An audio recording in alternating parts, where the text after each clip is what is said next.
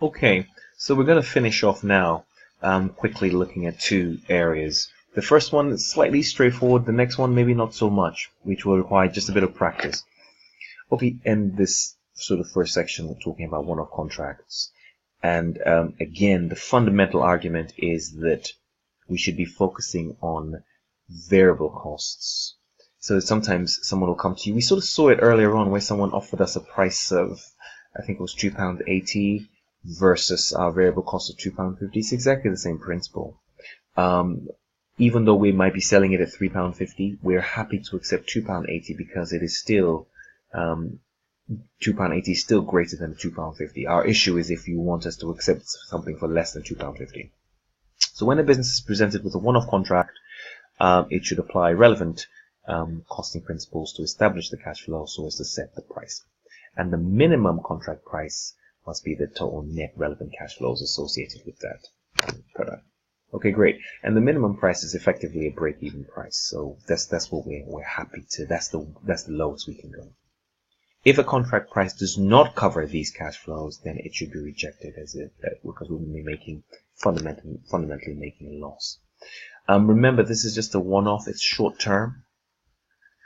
The process might be, we just want to get in there, almost like a little sort of price penetration behavior, but still greater than variable costs. So there's a potential for winning subsequent contracts. Yeah, and that's pretty much that for one-off contracts. What I'm going to do very quickly is, I'll discard that. I'm just going to create another slide just so that I can do some writing on.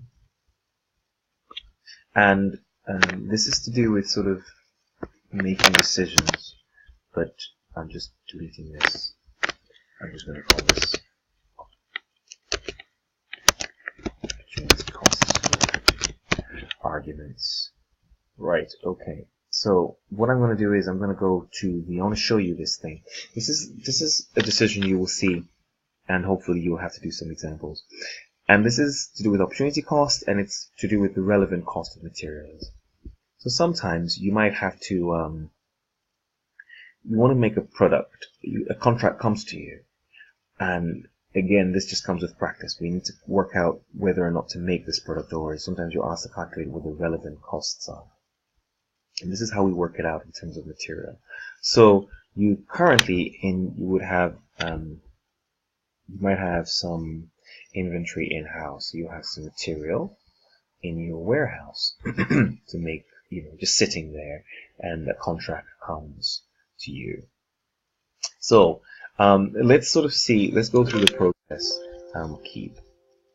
So what am I saying? What's this got to do with it? So if, for example, the material was out of stock, so say, for example, someone comes and says to you, I need you to make us 500 units of something, and you didn't have the material, and you needed 5,000 kilograms to make this stuff. You didn't have the material. Well, you'd have to go out and buy the material. And if the material was £5, you would end up with spending £25,000, and that's the relevant cost, if you like, when it comes to making this decision. 25,000.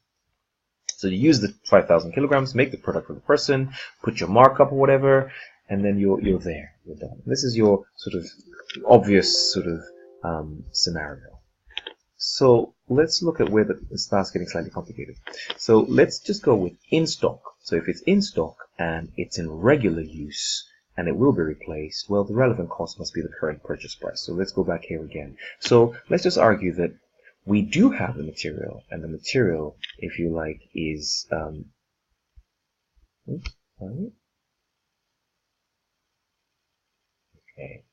I irritated the screen, so let it settle. Right. So let's just say again that we did have the 5,000 kilograms in stock, but we regularly need to buy material. So yes, this comes in and someone says, I would like 500 units of something, but I'm going to have another order to make our regular, units, for example, whatever, 1,000 units in a bit the next day. So fine. even though I have 5,000 kilograms here, I'm still going to have to replace this 5,000 kilograms to make what I actually have. So yes, I can use what I have in stock to make this, but the relevant cost, if you like, is the cost of replacing it, which is again the 5,000 times the cost of buying it in, right? So the first scenario was we didn't have any, we bought it in. Second scenario, we have it in, but we have to continuously replace it, which means I pay for it and then replace it. What's the third scenario? The third scenario is that we're not going to replace it. So if I'm not going to replace it, well, what's the scenario? Let's look at this. So the scenario, it says the relevant cost is the opportunity cost or the lost contribution if it was used elsewhere. It's kind of similar to what I was saying with our machine. So let's just say that I just had let me just this one. Oh, sorry. Let me just let me go here again.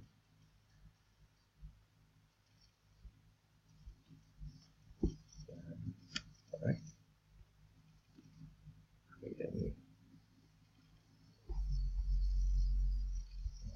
Create a new slide so I can have something to work with.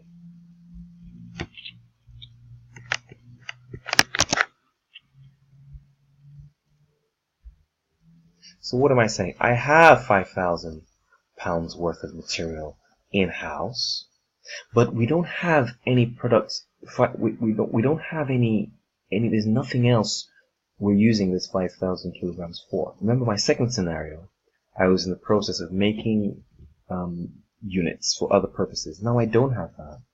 So this project comes in and says, oh, can you make us 500 units of this? Well, I already have it in-house. I'm not going to buy it from outside because I have it in-house. I'm not going to buy it from outside because I wish to replace it, to reuse it. I just have it in-house sitting there. So really, the relevant cost becomes, well, if I use it for the project, well, I've suddenly lost out of the opportunity of scrapping it.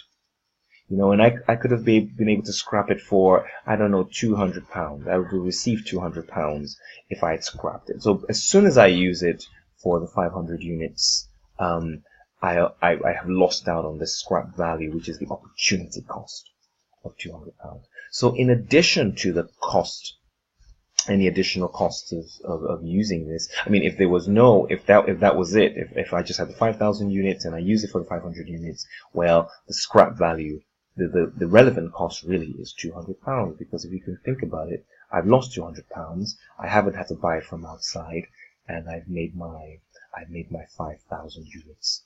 So again, 3 levels. I buy it in because we don't have it. It's already in stock. I have to replace it, so I have to buy more in, or I don't have to replace it. So the real relevant cost, if I don't have to replace it, is purely the scrap value. So what I'll do is in my email, I'll send some questions that we'll sort of use to buttress or to sort of tidy up or firm up this understanding of what's going on here. But it's a very popular question, and it just comes with a bit of practice to get your head around the way of thinking about it. Okay, great stuff. So that ends the series of lectures on relevant costing, and I will send you this with a series of questions for you to work on, and I will try and make for tomorrow, Thursday, some videos on risk and uncertainty. Okay, great stuff. See you then. Thank you.